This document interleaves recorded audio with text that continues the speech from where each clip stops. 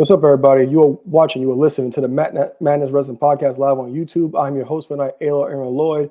I'm joined by my guy, Act 2 Fly, Eric Trembicki. How we doing, baby? Doing great. All right, so as always, guys, subscribe on all podcast platforms, iTunes, Google Play, Podbean, and Stitcher. Ringside Collectibles, use promo code MMadness to save 10% off your order. So we took a week off. Well, not a week, a couple of weeks. We had some scheduling conflicts between both of us. But we're a week late, but I'm gonna cut straight to it. The Eagles won the motherfucking Super Bowl. Clap it up. It was a beautiful thing to watch. Beautiful thing. Mama Rhodes to the ass. If you're gonna insert any audio, it should be your OG sound clip. It's one of my favorite sound clips of you of all time. Which one was that? The last time they won the Super Bowl, you with the hood up. Oh my God! So when it comes to that, like that's how I picture your laugh at all times. When you text ha ha ha or LOL, that's what I hear. Oh God! If you guys give me a second, I'll try to. Maybe I'll have it by the end of the show and throw it in here. But yeah, man. So Mama Rose to the ass. It was SummerSlam, Brock versus Cena. Everything you could imagine. It was beautiful. It was absolutely beautiful. I couldn't believe it. And anytime I see my quarterback, this is what y'all better do every time you see my quarterback. Acknowledge me. One more time. Acknowledge me. And to all you fake, hold on. And to all the fake commentators who don't watch the damn games, talk about, oh, well, he don't do it for 4,000 yards. Shut up, bitch. Shut up, bitch. Thank you. Don't talk about my quarterback ever again. Ever again. Y'all are terrible. Don't do that. Forever. And this is forever a fit. This is forever. Okay? That is a fit forever. Do not get it twisted. Forever. That is etched in Eagles history. Only Jalen, though. Don't write nobody else with no breads. Just Jalen. Okay? Forever. Shit, come and fuck with my Burt Nick, man. I didn't sit down the whole game. I was standing up. You thought I was the coach, which I kind of am the coach, but I was the coach in the house. And poor Leah, she wanted to play Barbie so bad, but she was an excellent sport. I love you, baby. She was an excellent sport. She wanted to play Barbies the whole time, but the Birds was on, and it was wonderful. And I'm so happy that this is over with. I'm so happy. Anyway, what else have you watched, buddy? Anything else? Not enough. A little bit of this, a little bit of that. I feel like the regularly scheduled program I'm a little bit behind on. So I haven't really watched. I'm playing catch up. Okay.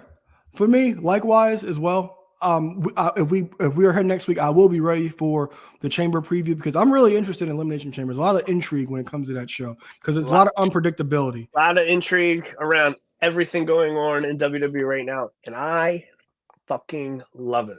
Yeah, so we weren't here to give our quick thoughts about the Rumble. Well, we weren't here at all for the Royal Rumble review. So you had any quick thoughts you want to talk? Well, we did preview it, and my review, I'll keep it short and sweet. I mean, I thought it was a showstopper. It was four matches short. We didn't see a title change. However, I thought every match delivered. The ladder match was insane. The tag championships being defended in a 3 stages or best out of 3. It's rare. It's something you're not seeing all the time. The women's rumble delivered. The men's rumble delivered. Surprises, returns, etc., etc. Everyone does their preview on who's going to win, who is their dark horse, who's going to be their final 4. I mean, the final 3 really weren't people we even had factored in our final 4, or we had one of said 3. I love a good surprise. I'm here for a surprise. There was no chance in hell I saw Jey Uso, my guy, winning the match. I'm here for it. I'm always here for a surprise. I'm here for the unpredictability. Yeah, so I will give it a. I'll give it a showstopper as well. I really did enjoy it. As far as the women's rumble, You already know what I'm going to say. Chelsea Green stole the goddamn show. She was perfect. She stole the entire show when it came to the Women's Royal Rumble. I thought she did an excellent job. Everybody loves the skit where you got the chocolate in the circle, and then here she come with being the cream filling, interactive all the way. It was perfect. I loved it. Chelsea Green did an excellent job. Kevin Owens and Cody, they killed themselves. Like I was like, oof. Like I call myself cringing pretty often. Is Kevin Owens Mr. Royal Rumble? Yes, he is. He is. And at this point, it's like he's kind of, at this point, you could kind of consider him underrated to an extent because he's in these primary roles all the time and delivers every single time. Doesn't really doesn't win the matches, but he does deliver in every situation he's put in. So you kind of consider him underrated. And the reason I'm saying underrated is because he's not getting the accolade that he's chasing. But Kevin Owens, fantastic. And as you said, when it comes to Jey Uso win the Royal Rumble, wouldn't have called it at all. That was a complete shock. And I want to talk about that right now. So Jey Uso is going to challenge Gunther for the heavyweight championship of the world at WrestleMania Night 1. So a lot of backlash about this. So I remember a lot of internet backlash. Yes. I'm not sure. If you watch Monday Night Raw, there's no backlash. You would think they're all for it. Yeah, I was going to get to that. So I don't remember the exact number of dislikes. It was more positive than negative compared to Charlotte's all negative. But there's a lot of like internet backlash, as you said, about Jey Uso and Gunther being the marquee match for the heavyweight championship of the world. So what are your thoughts on it? Because this is the match that we got 2 weeks prior to the Rumble, or a week prior to the Rumble at Saturday Night's Main Event. We got it for the IC title previously. What are your thoughts on the potential? Well, not the potential. Yeah. What are your thoughts on the matchup at WrestleMania for the heavyweight championship of the world? Nothing about it offends me. Whether we saw it on Raw a year ago for the IC strap, whether we're talking about a month so in the past, seeing it at Saturday Night's Main Event, he lost, and there's a backstage promo where he says, I lost, now I got to go win the Rumble. Where any viewer is thinking, all right, that's what you're supposed to say as a babyface, but you're not going to win. So what are you going to go do now? Are you going to go find Braun Breaker and challenge for the IC title again? Are you going to go tag with your brother? What are you going to go do? You're hyping up that you're going to go win the Rumble. And he did it. He did it. Me as a fan of the guy, I'm like, well, he's not going to go win the Rumble. I'm excited, and it made the most sense. He had to challenge Gunther because if he didn't, he would look weak because he would be challenging his boy rather than challenging the guy he can't beat yet. My only concern is right now we're still looking at, I don't know, another 5-6 weeks until Mania, if not more. And it's like, all right, cool. They did a great job this week. They did a great job the week prior, but they got to keep me interested and invested all these weeks going. But I'm for it. I'm looking. I'm calling my preview early. Jey Uso is going to be the world heavyweight champion at the end of WrestleMania weekend. He's going to be Gunther. It makes the most sense. It's a beautiful feel good moment. He hasn't beat him in the past. It was one of those things also. I was thinking about it the day of Saturday Night's Main Event. They kept touting. He's challenged 6 different times for a world title and never won. So I was like, could he win this right now? Like, it could be like a hot potato moment. That didn't happen. He's going on to Mania. He's winning the title. Yeet. Yeah, I agree too. I agree Jey Uso is going to win the championship. And he's come close to beating Gunther every time because it's not just about the title when it comes to Jey Uso. It's about beating Gunther. And I think the IC title match that they had last year, was it last year going into WrestleMania?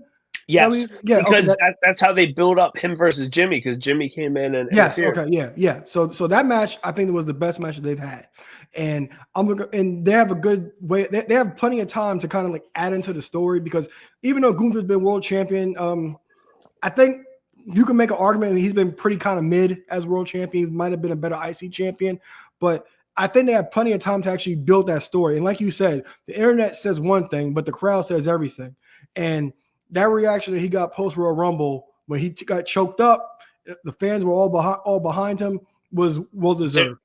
the reaction he's still getting every week when he comes out is real. Yeah. I mean, Mania weekend, I took Valentina to SmackDown and Raw, and her reaction when he came out both times, she don't even watch the product. She gets into it Mania season, and she was yeeting. And and I'm like, all right, cool. It's 365 days later, and that whole movement has only gotten louder and better, and it's cool. It's cool. Yeah, and it's going to be I don't want to say a similar Cody moment, but as far as like the feels, I think Jey Uso is going to get you all the feels when he does beat Gunther, because like I said, like this has been a long journey. We've been on this journey for 5 years with Jey Uso ever since he challenged Roman. There's similarities and there's very different things about it, but like I mean, I would have thought 6 months ago or whenever, I'm like, okay, cool, he's gonna win the IC title, and then probably he'll win it a bunch of times. Where like I just thought like maybe he'd be like a pinnacle person to raise the value of the IC title, and he would just be there and like, okay, cool, he's a 3-time IC champion. I did not think we would be here previewing Mania or getting ready for WrestleMania season. I didn't think he would ever win the Royal Rumble. But again, you know, to package it all up, a twin brother of a tag team, not Sean or Jeff or somebody who made it out of a tag team or a brother, a twin. It was just something that just you never would think of.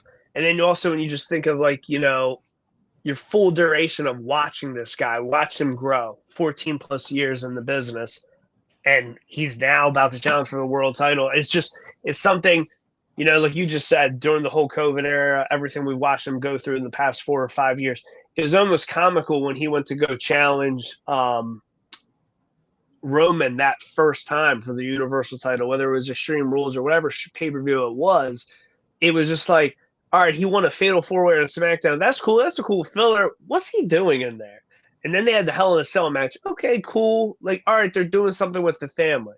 But even to go think then, let alone what you would have thought in 2016 when the Usos first changed their character and got away from the face paint, you would have never thought, okay, Jey, because at that time, a lot of people were saying, which one's which?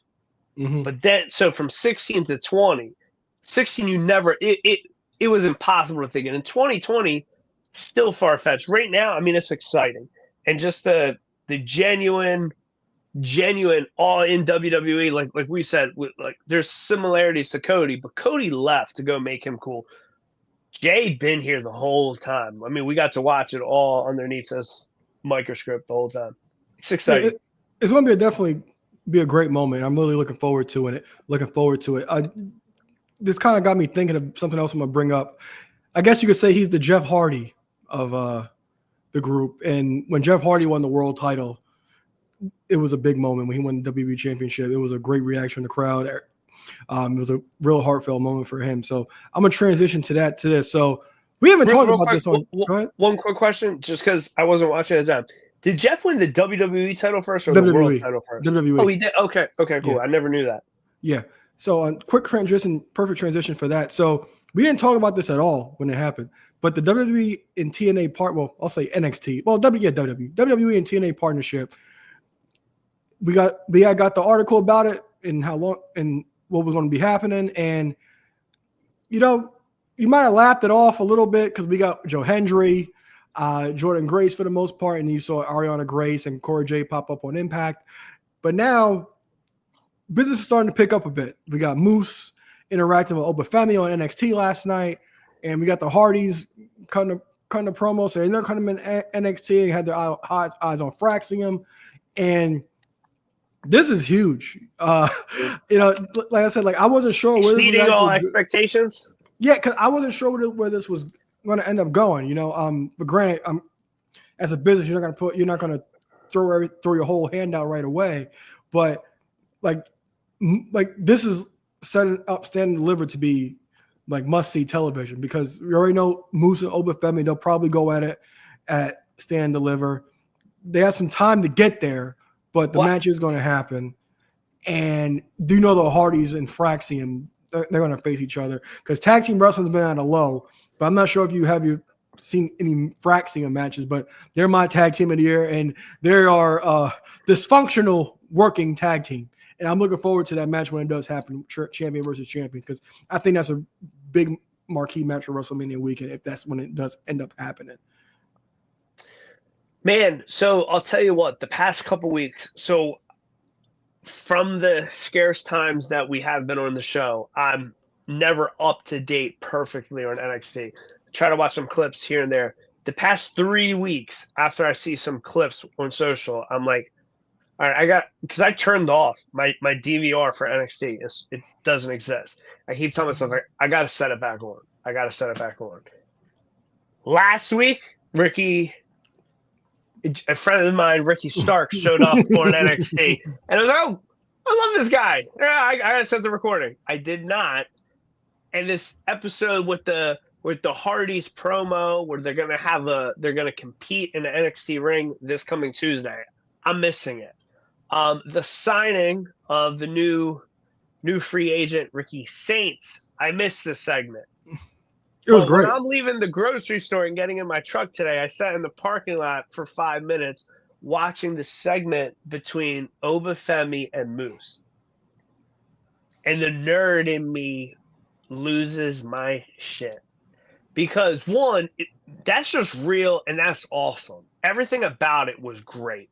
Also, like, I remember Moose said something in an interview where he's like, if this crossover's happening, I don't want to go to NXT. He wants to go to the main roster. So that's running through my head. Then also, the nerd in me, I'm like, the NXT champion is being confronted by the X Division champion. So it's like, we all know WWE, like, they're going to probably go over in the NXT guy or the TNA guy. But I'm like, this is badass. This isn't Joe Hendry, world champion, coming up against NXT world champion Obafemi. Like, Moose and him, they're neck and neck, and obviously I don't see Moose winning, but in a weird, sick way, I want to root for him. Because if this established 25-year-old company can have their mid-card champion come in, and I know Moose has done it all, won it all, but if he can come in and beat NXT's new young hot monster while he's a mid-card champion, I'm like, all this is exciting. I like that that's the way it's somehow getting shaped up. It's the right character versus each other. It's exciting to see these two guys as different champions. I still try to stay up to date on Matt Hardy's podcast, and like a week or 2 weeks before the ink was signed on this NXT TNA deal, he did make a bold 20-25 prediction that he would wrestle in a WWE ring this year. So it was like he was hip to game. It is all very exciting. Oh, and also the women's division in NXT is the greatest women's division in all pro wrestling. I'll just say this. Lord have mercy. Oh, my God, Gorilla. So when it comes to that, I'm really excited. And you kind of got to wonder here, because at a certain point in time, you got to validate this partnership. And somebody's got to swap gold from a company. Because it can't just be, all right, I'll win all the regular matches, but then the big match, I'm getting all the 01 invasion feels. I see all the shivers of you right now. So at a certain point in time, we gotta swap gold a little bit. But like, my whole thing is like, I don't want it just champion versus champion. Like, man, do I think it'd be awesome? Like, yeah, the TNA X Division champion beats Obafemi and has both belts, blah blah blah. Or like, yeah, the Hardys come and add to their lineage and get the NXT tag titles. That's awesome. But I don't want it to be all double champions. Like, I want,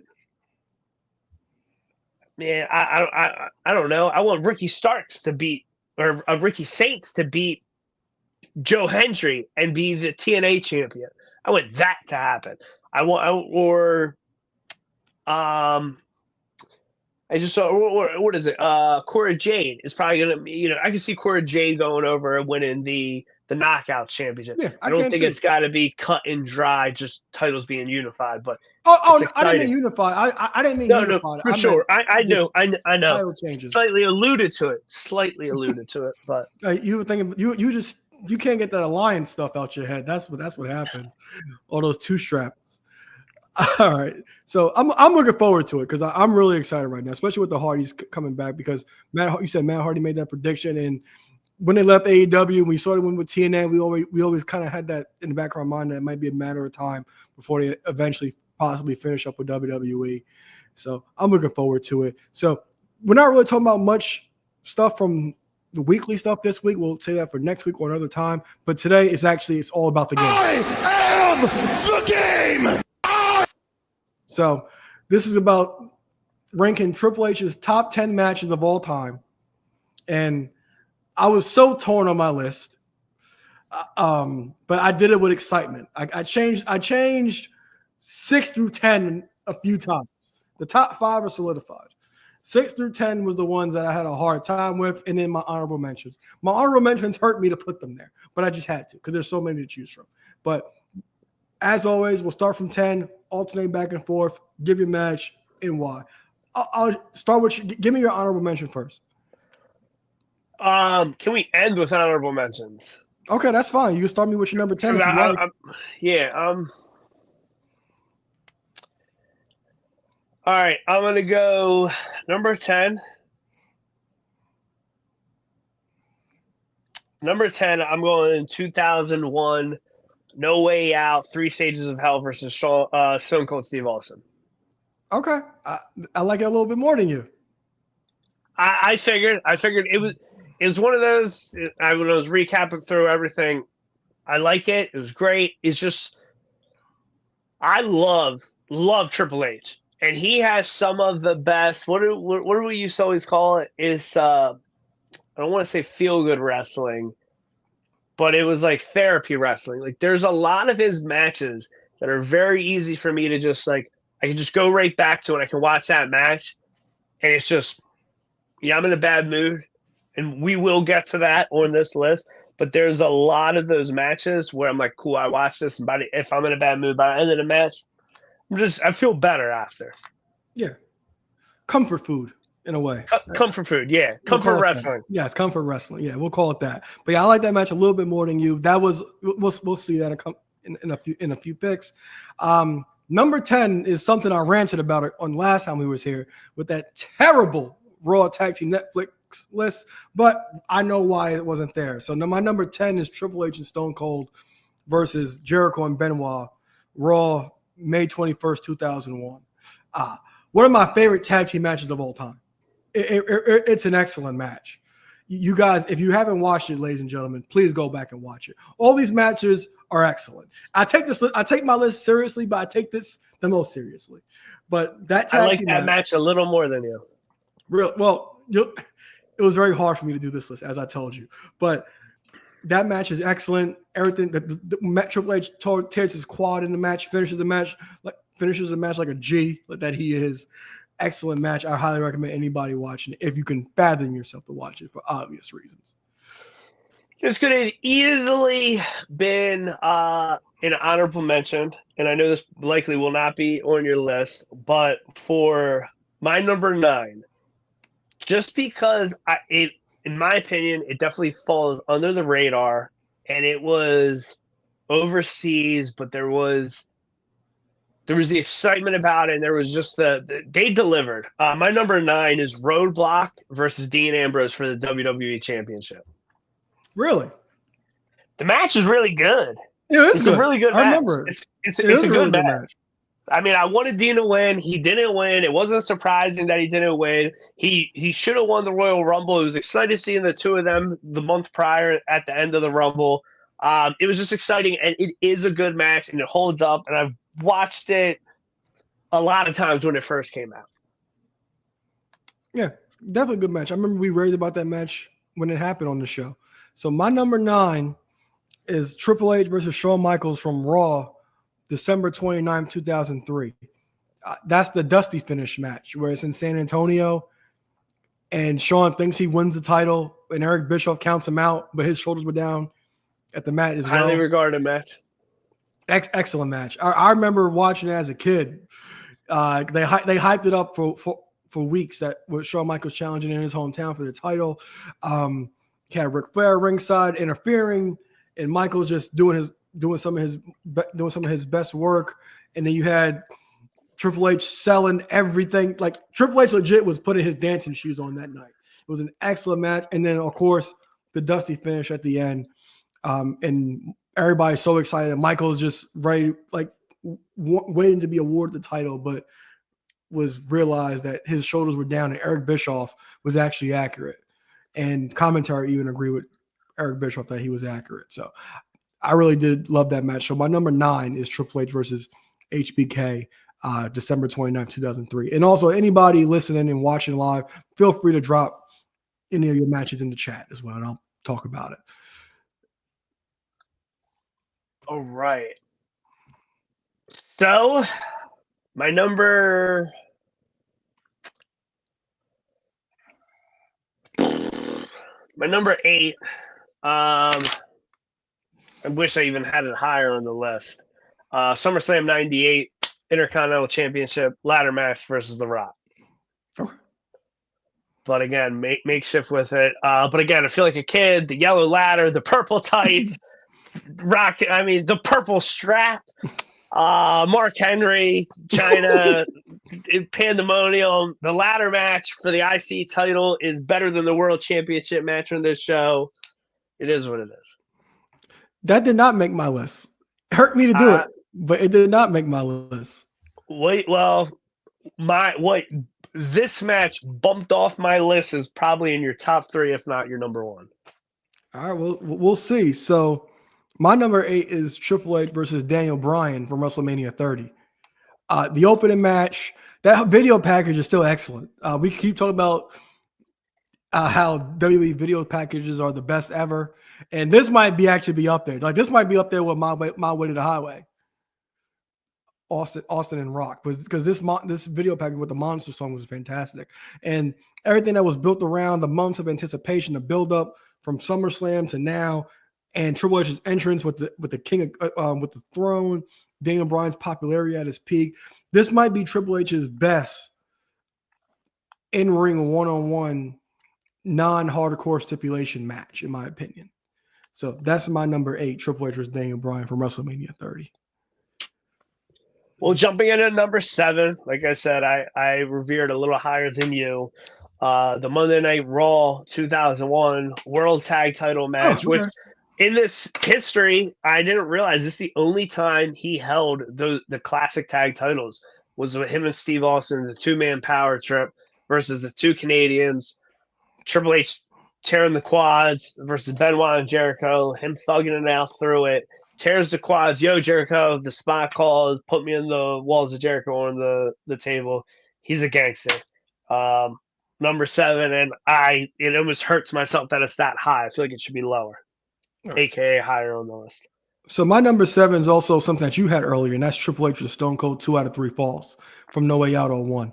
I remember watching the build. I actually watched the build up to that the Go Home show for that a couple weeks ago, and it still holds up. That that was the first of its kind too, with the 3 stages of hell. So we didn't really know what to expect, and even the ending was perfect, with both of the guys taking each other out, and Triple H just happened to fall on top of Austin. And back then, I didn't understand it, but Austin had nothing to lose because he was no matter what, he was going to WrestleMania. But all 3 falls in that match, fantastic. Definitely a must watch for any wrestling fan. Like I said, I really want everybody to actually go check out these matches that were listed, because I know we took this list very seriously. So that's my number 7. Well, 3 plus 3, 3 stages of hell. My number 6 is 3 stages of hell versus Shawn Michaels, which that did not make my list. What? It didn't. That was awesome. The promo ranked promo with Bischoff. If it makes it to a 3rd fall, you'll do it with a match that Shawn Michaels made famous. Or was that the 2nd fall? No, that was the last fall. That was the last one. But yeah, that awesome. I enjoyed that, and that was towards the very latter part of my, first of my 2, and I'm in my 2nd iteration as a wrestling fan. And I just remember, like, Shawn and Hunter were, everything that was going on at SmackDown was great, but what was going on between them, that just kept me coming back for more and, more viewing. So number 6, I did have to put the 3 stages of hell. Also, Sean and Hunter. I'm gonna have to rewatch that because that's not a match that gets a lot of love. You don't hear No. about that match at all. You always hear about the Rumble match and the SummerSlam match, but you never really hear about the 3 stages of hell match. So I haven't watched it in a long time, but I'm definitely going to watch it now because I'm curious to revisit that. Guilty pleasures. It doesn't obviously what he did in 2011 with him about to mention does not hold up. But in the same era, I think the matches he had against Kevin Nash in this era were greatest too. Those would be honorable mentions as well. All right, so we're at 6, right? You're 6, yes. Okay, so my number 6 was at the time and for the longest time regarded as the greatest triple threat match in WWE history, and that's Triple H defending the heavyweight championship of the world against Shawn Michaels and Benoit at WrestleMania 20. They had a rematch at Backlash, which me and you did cover. It's in the archives as well. So definitely you got the feel-good moment at the end with Benoit and Eddie. But this triple threat match was everything. All the small things that you will love in wrestling, all the details. I believe Triple H is about to tap out. And you got Michaels grabbing Hunter's hand from making sure he doesn't tap out, which was great. All the psychology in the match was great. 3 incredible workers. Definitely a match I would recommend if you can fathom watching it. But the triple threat match from WrestleMania 20, and that's my number 6. So we made it halfway. Let's really get into it. Number 5 for me is the OG, the original Elimination Chamber. Did we just become best friends? Triple H defending the World Heavyweight Championship against Van Dam, Kane, Jericho. I know Sean wins it, and I'm slipping one. Who do we got? Kane. I thought I said Kane. Booker T. Booker T. Thank you. Save the best for last. Booker in there. But yeah, that just the first of its kind. It's like we always say. I mean, you always argue the greatest Hell in a Cell is the first one. It's Taker and Shawn. The greatest Elimination Chamber was the first one. Triple H going in there is the ultimate monster heel. He's not the biggest in the match, but he is the baddest in the match. The nasty injury he takes from Van Dam from that 5-star frog smash and keeps going through the match. We get the second iteration of the boyhood dream. Shawn's last singles title, 02, is he stays with the company 8 more years, or sorry, 8 more years, but that was the one. And it just kind of gives you doo-doo in your pants. Did you ever buy that figure? No, I didn't. I've never even seen it. No, I haven't seen it in person either. But I don't own it. It's one that I feel like I'll see at Dwight's store one day, and yeah, I'll get it. Because for years we were saying we need it, and we wouldn't buy it. But just know that it's out there. Well, there's another figure we will talk about that I don't think it's released yet, but we will discuss in a moment. And I think I'll get both of those simultaneously.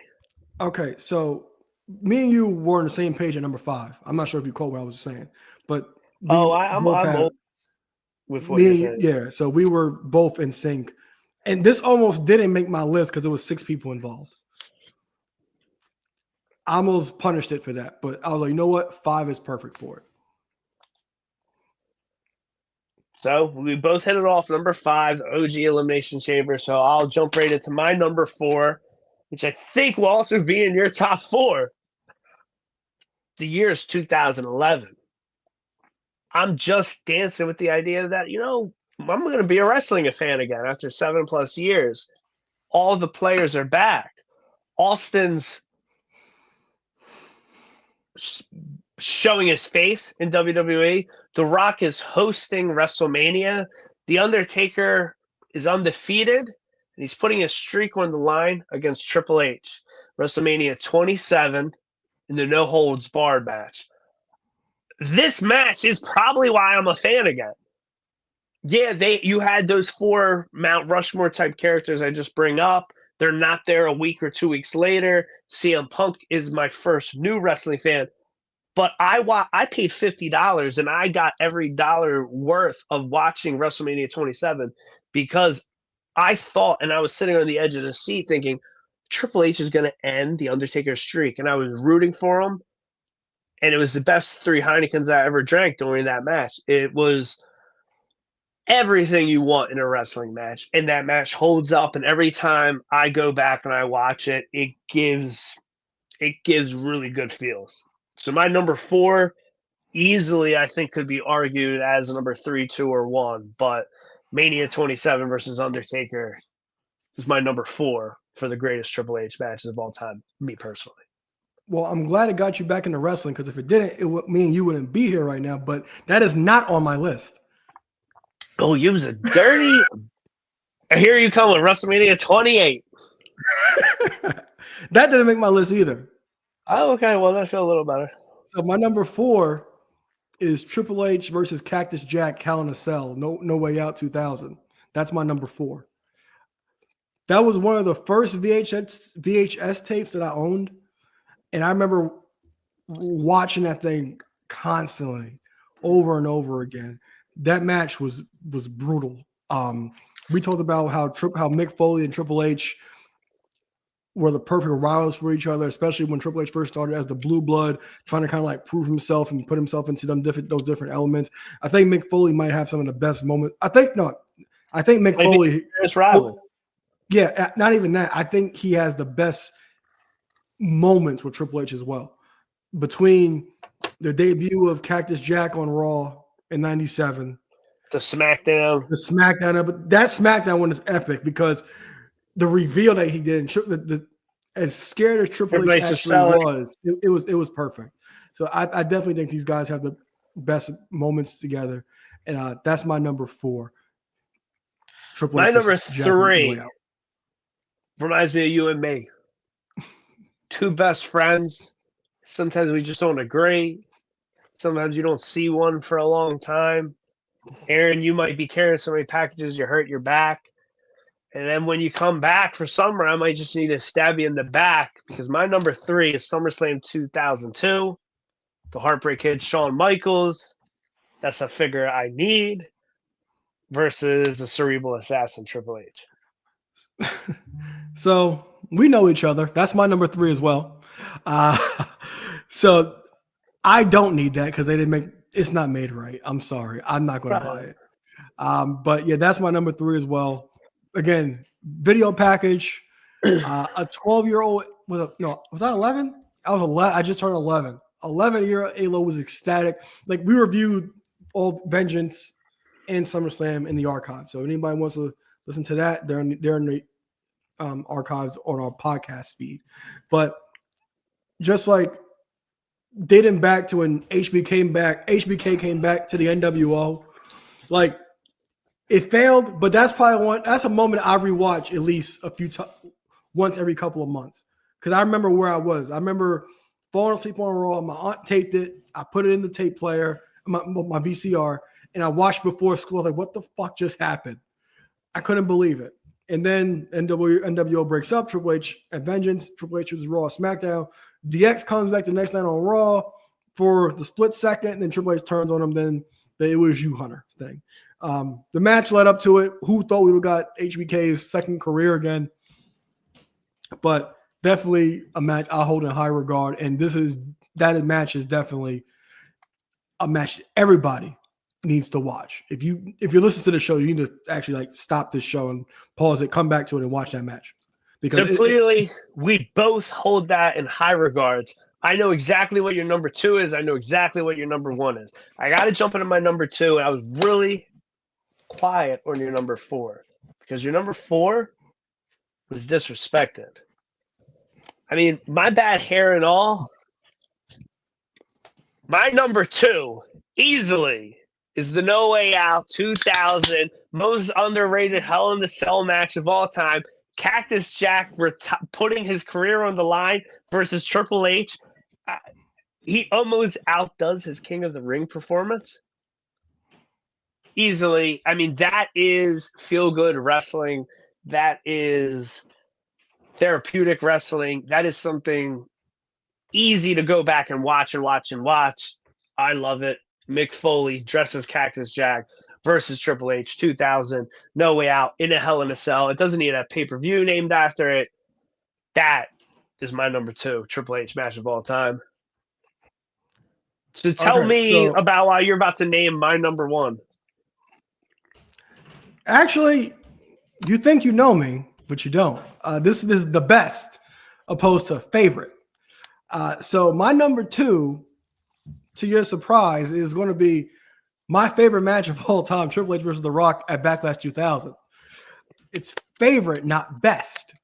So that match, I keep talking about it.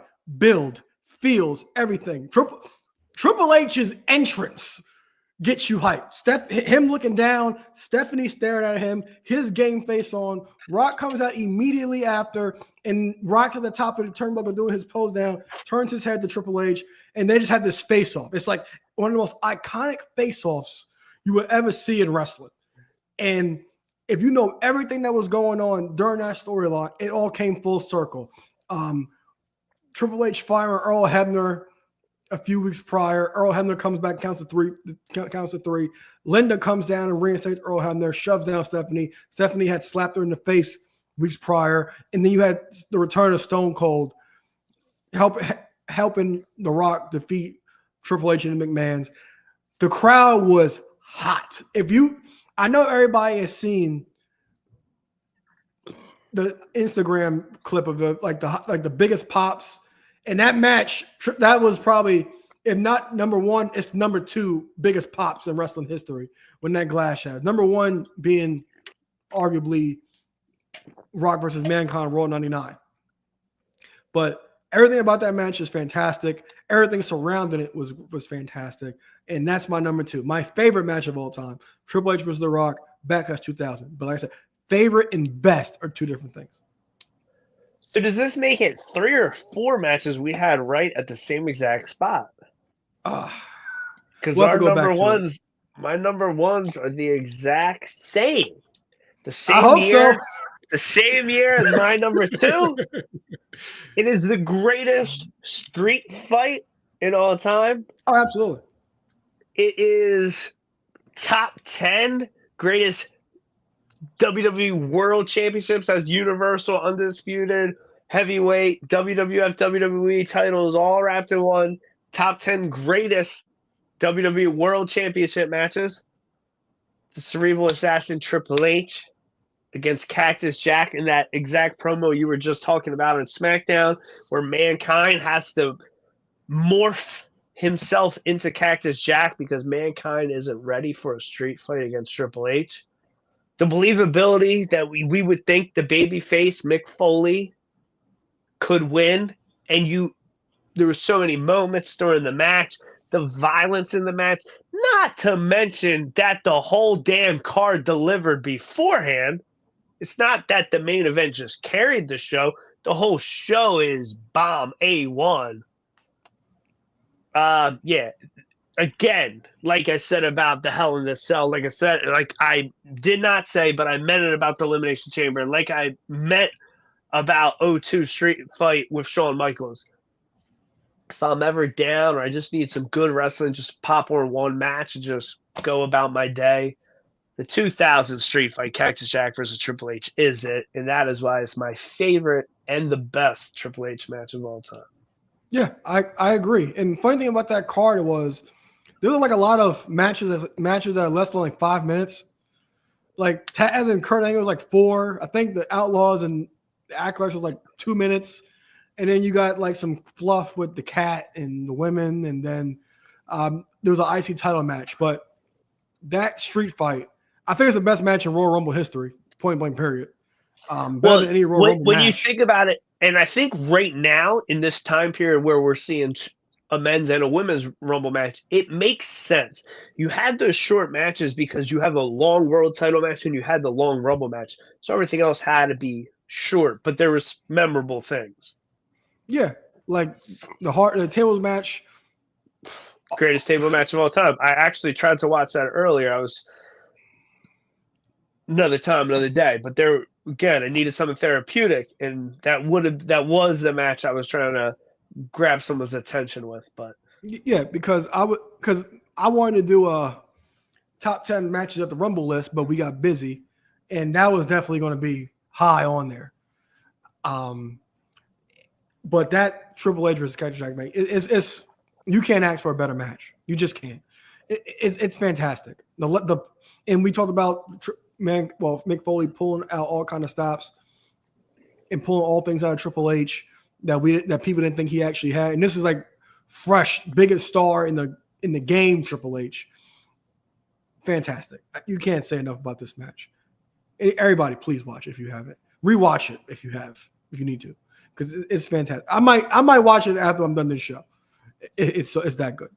And I don't know if you guys watch Untold, but there was an Untold years ago about this. And it was fantastic. About this match. Oh yeah, definitely. I just rewatched the Untold about the '98 King of the Ring Hell in a Cell match. Those Untold, those are great for, I don't want to say the common, the like casual wrestling fan.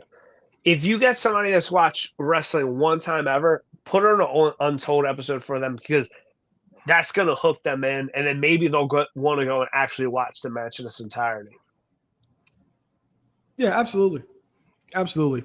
Definitely a big favorite of mine. And like all time, it's in the top 3 matches of all time. Absolutely. All right. So honorable mentions. I'm curious to hear this. My honorable mention was going to be your number 2, the Backlash versus The Rock. Also, him versus Jeff. Anytime they mixed it up, I always was intrigued. Also, like, he put Jeff over a couple of times, and as much as like the bad rep that he got for like later, like the middle of his career, or not putting people over, Jeff was somebody like, I don't want to say half his size, but damn near half his size, and he put him over a few times.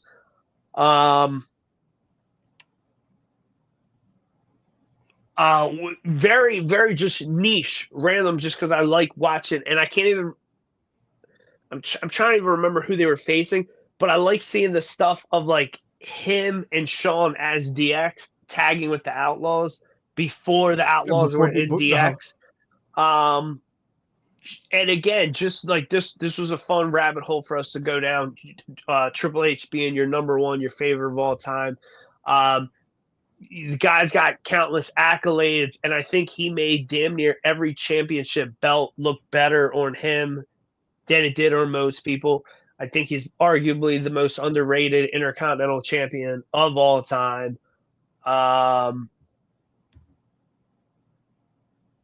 Aside from that, I feel like there was one other thing on the cusp.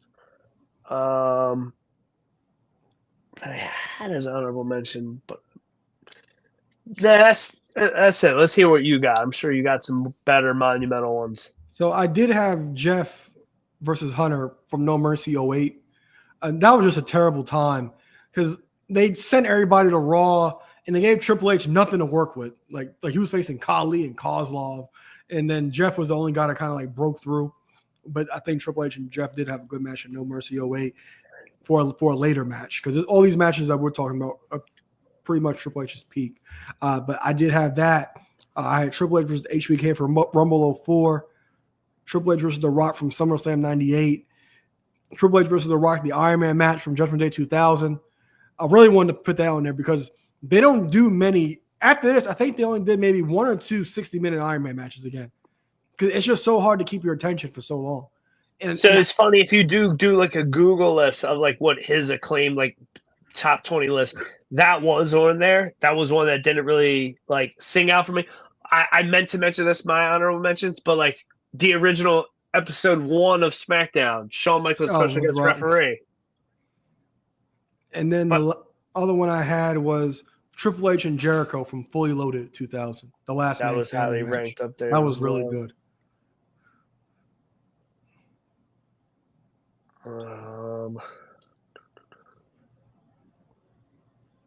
What really did one other thing we should have had on there?